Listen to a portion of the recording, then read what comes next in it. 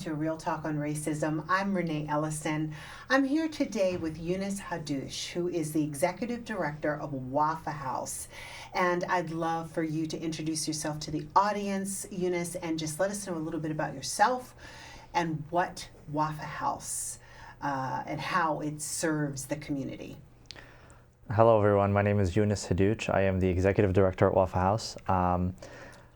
Waffle House has been around for over 17 years, started by two sisters in the community sisters as in Muslim sisters, not necessarily sisters, if you will, who saw a real gap, a need to help victims of domestic violence, to help clients with social services and case management. And they reached out to one of the biggest Islamic centers in North Jersey, who partnered with them and aided them in putting together this magnificent organization. Yeah. I started with them just this year. I've been in the nonprofit space for over 15 years now, come to think of it. I absolutely enjoy nonprofit work. It's been an absolute honor and pleasure to work with Waffle House and to work with the different organizations throughout New Jersey. And here we are. I mean, it's been quite an adventure. Yeah, and so much to unpack there. So first of all, congratulations. Thank you. On being the first male executive director of Waffle House. What an accomplishment. And share with the audience the significance of that, would you, Younes? Well, I mean, for 17 years, the organization was run by sisters in the community, which is outstanding, outstanding work. The challenge has become when interacting with community leaders, when interacting with imams or sheikhs or different organizations, what you'll find is that it's difficult to give them the time of day. They have a hard time with that. And not necessarily because they don't respect the work or disrespect, the sisters doing the work, but also because it's hard. It's hard to approach, for a man and a woman to have a conversation about domestic violence, where one is advocating for a woman or advocating for a man, and trying to just break those barriers. Sure. There are also, layers of religious understanding that go into that, because a lot of the work that we do stems on privacy. Mm-hmm. It stems on clarifying misconceptions. Mm-hmm. And when someone is just set in their ways and they don't necessarily want to keep an open mind as to what's going on in the community, or it's so taboo that they don't want to discuss it, these are some of the roadblocks that we've been hitting. Being a male in this space, I'm able to be confrontational, if you will, and have a very direct conversation and say, this is something that we need to discuss. This is something that needs to be brought to the forefront. I'd like to say that Waffle House has pioneered this effort in the Muslim space for many reasons, because now there are other organizations that are led by women that are getting the time of day. That's wonderful. And I would love to say that Waffle House has been the pioneer in that. That's awesome. So talk to us a little bit about some of the services that Waffle House provides to the community, how you interact with the community, what the community can expect of Waffle House. That's a great question. Waffle House is a domestic violence agency. We're completely non-for-profit, and our programs are divided into three. We have a legal clinic, so we provide legal services. Mm-hmm. We have counseling. All of our counselors are bilingual. They speak Arabic and English. Wonderful. And we also have case management services for social services and other terms of aid, whether it's filling out an application or vocational training or financial literacy programs. Mm-hmm. And all of our staff that is dealing in direct services, which is client-facing, are bilingual. So they speak both English and Arabic. So let's start with the legal services. Tell us a little bit more about what someone who is seeking services from Waffle House can expect to find. Sure. So our legal clinic provides aid with divorce cases, restraining orders, TROs, FROs, temporary restraining orders, familiar restraining orders. Thank you. Of course. They also provide some immigration help as well. Mm-hmm. So the legal clinic provides consults to clients based on a referral basis, or they can, call in or send an email in, and the consults are provided based on the need that is being asked of them. Now, if we aren't able to provide those needs, we're also considered a referral agency, which means we will look for pro bono attorneys to help these clients. It's not like a one and done type of a call. So if a client were to call in today and it's not something that we would be able to help them in, we would look for attorneys in the community that are or have the culturally sensitive or culturally specific piece in order to be able to understand the cultural aspects or the religious aspects or the societal influences that come with these cases. How difficult is that to find? I'm assuming that's not something that you can just go to a specific directory and find people with this expertise. Correct. Yeah, how do you find those folks? So that's one thing that Waffle House has put together. Okay. Is they've created that directory. Wonderful. Yes. So over the past 17 or 15 years or so, they have partnered with different organizations. A big one that we partner with is NJMLA, which is the New Jersey Muslim Lawyers Association. And we actually received an award from them this year for Public Advocate of the Year for providing legal services. And we'll reach out to an organization such as that one. And because, every attorney has to have some pro bono hours that they log in any given year, Sure. as per the state requirements. So I don't want to say that we exploit that, but we like to work with these attorneys to provide these types of services because some cases are very intricate, Sure. So Can you just, without saying names, obviously, Sure. for the benefit of confidentiality, can you share with me maybe a case that might be unusual or sort of different and intricate that Waffle House has been able to support? So I'll give you an example. Okay. We had a male victim of domestic violence. This victim did not have immigration status. This victim was abused by his wife and her family and ran away from home because he had nowhere to go. And this victim was also ill in other ways, not mentally, if you will. And he came to Waffle House because he was told in the community there's an organization that helps people. And the misconception is we only help women and children, but we also help males as well, Sure. And young adults, if you will. And we were able to provide this victim with legal consult. And the case was very intricate in the sense that it was beyond the capacity of our organization.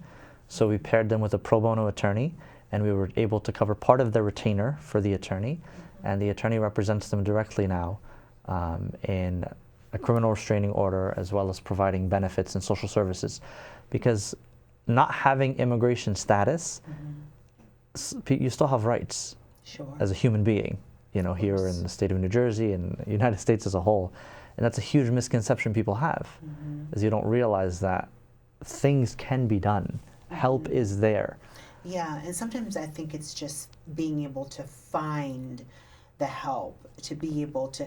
So for someone like this person who had that challenge, is it a community kind of whisper down the lane that Waffle House exists? How was he able to find you? That's a great question. In the beginning, I'd like to say that Waffle House was kind of like a hush-hush type of organization. Yeah. We were out there. Part of our services, we provide outreach and workshops. So we'll go to the different Islamic centers and promote our services. In doing that, we create exposure. The other type of exposure that we have is a referral basis. Is once you help 1 or 2 or 3 or 4 clients, the word of mouth is a very, very powerful tool, Renee. I mean, especially in this space, it's like Morse code. You're sending out these little messages. Oh, there's this organization that'll help. This is the name of the organization. Wonderful. I'll give you an example of another case where we had a sister come to us that said that her husband put a restraining order against her because he didn't want her getting her citizenship. So she went to do the interview anyway. When she came home, the kids were gone. The police came and served her with a restraining order. A few days later, the husband called her and said, hey, if you want to see the kids, come, I'm in this parking lot. Called the police because she was in violation of her restraining order. And they arrested her. And you take a case that's so complicated, and it's very deep with emotion and just frustration for some things that are just unnecessary, you know, because of a power dynamic or gender roles, if you will. Yeah. And having the misconception between what a religious understanding is or cultural understanding, there's this overlap that certain people in the community just think that they can control everything. Yeah. But what Waffle House has been able to do over the past 17 years is break that.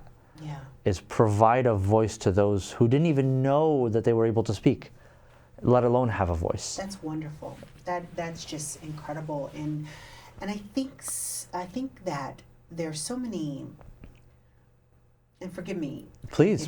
if this doesn't come out exactly the right way, but there's so many stereotypes, right?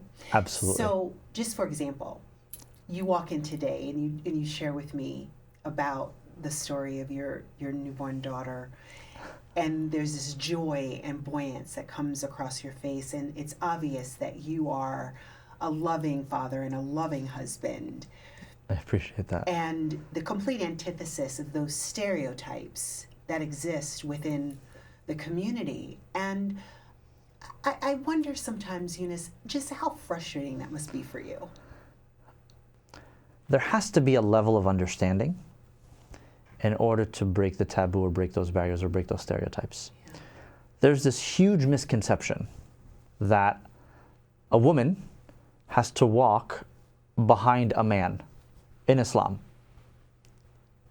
It has nothing to do with religious at all. But what it is that it's a respect factor. It has nothing to do with who is above who or who is below who. It's a respect factor. 50 years ago, in this country, women were covered who weren't Muslim. 60 years ago, in this country, premarital relations were not allowed and were taboo. As Americans, as those who follow a religion, those who don't, it was taboo. It just didn't happen. And it was something like, you know, so we're quick to forget that. Yeah. We're quick to place stereotypes on the way that we understand these stereotypes. But as a Muslim, it is my responsibility to provide clarification and understanding as to what this all means. Right? Is to provide an idea and an understanding of what does it mean to have a daughter, a sister, a wife, an aunt, a grandmother. What does that mean to me as a person, to me as a member of society, to me as a member of my community, and to me as a Muslim? So you're consistently in your role as executive director teaching and trying to help people to unlearn those stereotypes and those misconceptions Absolutely. that they have about the Muslim community. What is that responsibility like for you? It's constantly defining and redefining. Even before I took this job, it was a constant battle. No question. I mean, I lived through September 11. I was young. Yeah. But what you begin to see is that people only want to see and hear what they want to see and hear. Yeah. Even in our own community. We have to be real. Yeah. Racism, sexism, these concepts are very, very real. I'm Muslim, I'm Algerian. I could be interacting with a Muslim Egyptian, Jordanian, Sudanian, Syrian, Lebanese, Saudi, Emirati. It doesn't matter. But if they see something that they don't like about me, they will associate it with my race. Because they can't say, this is the type of Muslim that we have. No, they'll say, Algerians do this. So it's that othering. It's layers. Yeah. And that's what I mean. The societal, communal, and religious layering. The human factor is very gray. Because we know that religion says, a hadith, a narration by the Prophet says, the smile in the face of your brother is a charity. That's religion. I mean, religion. But if an Algerian smiles at a Saudi in a specific way, it can be misunderstood. Interesting. So race is layered above or below religion. So what we have to do, my responsibility that I've always felt, is we are Muslims, humans, we are people that believe in something, and those that don't believe in anything, well, they are human, so they still deserve your respect. Unless they do something to not deserve your respect, that's not what we're discussing here. Exactly. If I'm walking in the street and somebody smiles at me, I'm going to smile back. Right. Because judge me as a Muslim, but don't judge my religion, right? Judge me as a person, but don't judge my race. As humans, we are taught and guided to judge situations. We never judge circumstances. I don't look at the last 10 things you did that brought you here today. I look at you right now. I don't think about what you're going through in your life. I think how you treated me in that moment. Now, I want to bring this back to Please. Waffle House for a moment, because I'm thinking about the counseling services that you provide, right? And I can imagine, because you probably have so many survivors in the Muslim community who are coming for these counseling services, to be able to have that intersectionality between being a survivor and being in the Muslim community and receiving services that really help you to kind of reflect back on who you are and what's important to you. What kind of value do you think those counseling services are bringing to survivors as members of the Muslim community? I think they're absolutely integral and critical. Okay. You have someone who, culturally speaking, knows that the husband is the breadwinner, that he is to provide, and they are to be home with the children, for lack of a better term. So when you are speaking to these survivors, you are literally peeling back the layers. As counselors, they want the clients, the survivors, to trust them. But that takes time. And how does that translate into the community? Well, you don't want anybody knowing that you're getting help. You always want to appear to be strong and resilient and independent. But then when you're bruised and battered, again, excuse my plain language, people look at you differently. So a lot of the counseling services we provide is to empower these survivors, to provide them with help so that they can get back on their feet, they can be sustainable, they can be independent, they can lead as an example for their kids. Divorce becomes such a taboo. When somebody says, I'm divorced, it's like this huge thing, especially in our community. Especially, the divorce rates are 50%. I mean, these numbers are astronomical. Astronomical, yeah. So how do you take a client and a survivor rather, and you show them that there are options for them out there, that there are things that they can do, that there are ways for them to go back into the community empowered, that they can help somebody else. When you remove that factor, then it makes a difference. That sounds great. Then you realize the impact you're making.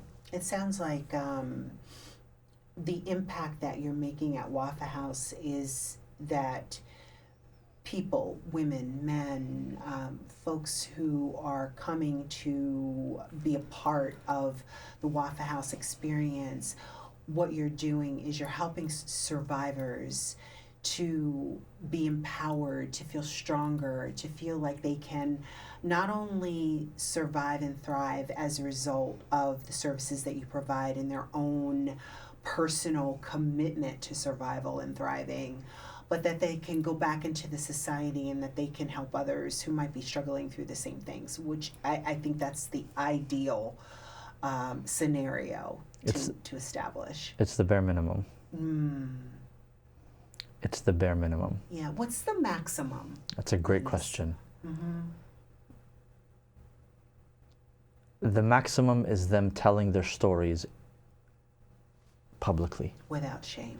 Without any shame. Without them questioning their own decisions. Because you have someone who has to provide for their kids, has to make sure they have the right upbringing, male or female. Yeah. I mean, I know it sounds more female-based, and it is, but being single and a survivor, you question your whole existence. Your whole self-esteem is, it is non-existent, and you have to rebuild that. And when you do, and you've gotten over it, you don't necessarily want to think about that again. You're in a better place now. So do you want to constantly have to revisit it? Or be in society as, oh, that's the one who was beat, or that's the one who left her husband because of this, or now she's doing all this on her own. How is she surviving? How is she providing? So there's a stigma. Oh, 100%. Yeah, there's a stigma to women being single in the Muslim community without that male covering, I guess you would say, or that male protection or relationship. How would you say that? It comes to a fine line between religious understanding and cultural definition. Okay. The woman in Islam should always be protected. You see, at the time of the Prophet, it was taboo for somebody not to get remarried. As soon as a woman is divorced, she has to wait a period of time. After that, she'll be remarried. It wasn't a question of how many kids she had or how long. No. Because the women are the gems of our society. They are the diamonds of our society. What a woman can do, a man can't dream of doing. Again, excuse me for speaking very plainly, but that's the reality. We have to respect that. And it becomes such a fine line because you have these movements and feminists and there's a respect for everybody in the space. The goal is to allow society to accept and redefine people who are survivors. You know, you bring up such a great point, Younes, the feminist perspective toward Muslim women. And I remember being confused about what it means to be a Muslim woman, to cover, to walk behind, and those things. I remember being confused about that until a few of my Muslim women friends explained to me. So sometimes I think it's just a matter of when it comes to feminism, being a woman and making your own choice. Right? Not necessarily deciding that the choices that you make have to fall in line in a certain way. And I have come to understand that in the Muslim community, those things by women who are Muslim, many of them are perceived as being protected, are perceived as being held in high esteem. So for that reason, I'm humbled by it. I'm humbled by those traditions, those customs that for the longest time I didn't really understand. So in the time that we have left, Younes, what is it that you'd like to share about maybe events? I know we mentioned earlier that Yes. There's a benefit or a fundraiser that's coming up in April, your gala. So share with us what that's all about. We have our annual gala. It's usually around the time of Ramadan. And what it is we break fast together. Nice. And the concept of breaking bread with someone has always been held in such high esteem. And the fact that it's our annual fundraiser, if you will, we typically do very well, God willing, and it's to continue to provide the services that we provide. Yeah. We didn't receive legal funding this year, for example, to keep our legal clinic open.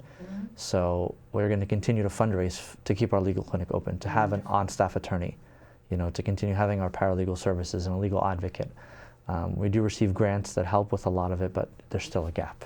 So important, the work that you are doing at Waffle House. I just want to thank you so much for taking time out of your very busy schedule to drive all the way to Princeton, New Jersey. And if you could just quickly let us know where Waffle House is located. Yes. And the phone number, if you can recall that off of the top of your head. Sure. So Waffle House is located in Passaic County, New Jersey.